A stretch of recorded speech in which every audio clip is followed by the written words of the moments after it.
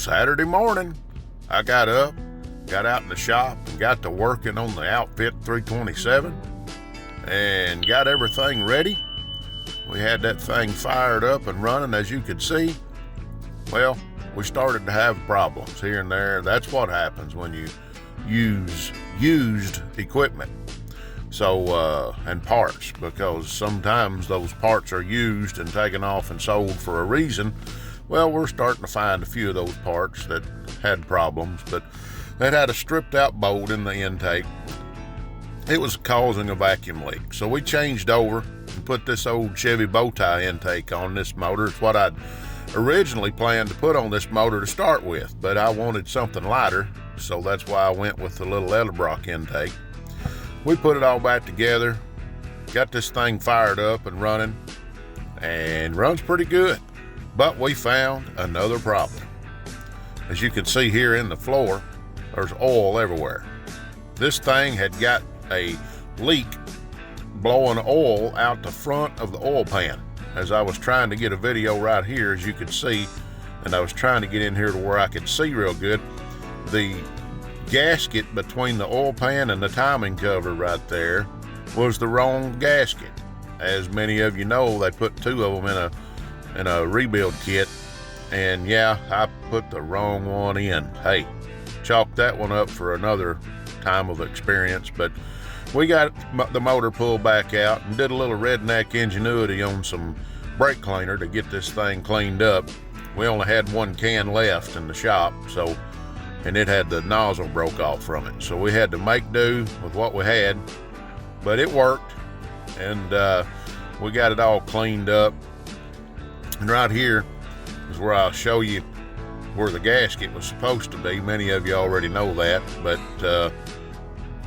this gasket is the one that was supposed to be in the motor, but I wound up putting the small gasket in instead. But it's in there right now, and yeah, we got it all bolted back up. It was real late at night. It was after 12 o'clock in the morning by the time we got all this done.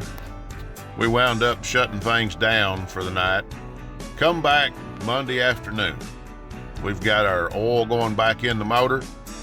This is how you put oil in a motor that has baffles in the breather tubes. You have to build a funnel just to hold the oil, because it'll wear you out trying to go in there. This is a rough video. I had sent this video to a friend of mine, but it shows you that we have it running again. It's running good, and here's a better video of it. But we have the thing running good, sounds good. We thought we had a couple little problems, but it's working out, and trying to get this thing tuned in. Yeah, it's got a little puff going on there. That's because I used rebuilder rings and didn't use total seals. Plus the cylinders had some rough places in them, so I was expecting some blow-by. But it's doing okay, running good, sounds good, and we've got it all pretty close to being tuned in. We've got the timing pretty close and the air set pretty close, and having a couple little issues with the carburetor. We may wind up having to try to put another carburetor on here. Matthew said we could pull the one off of his car and put on it if we need to, but if I had a good 4-barrel, I'd probably slap it on there. But on the carburetor I have, that's a 4-barrel, is an alcohol, so I don't have a fuel pump and all that for that. But anyway, we'll run gas and try to get this thing tuned in a little bit better.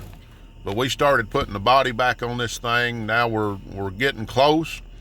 We've got just about everything done on this car. We have thrashed on this thing, and we're excited.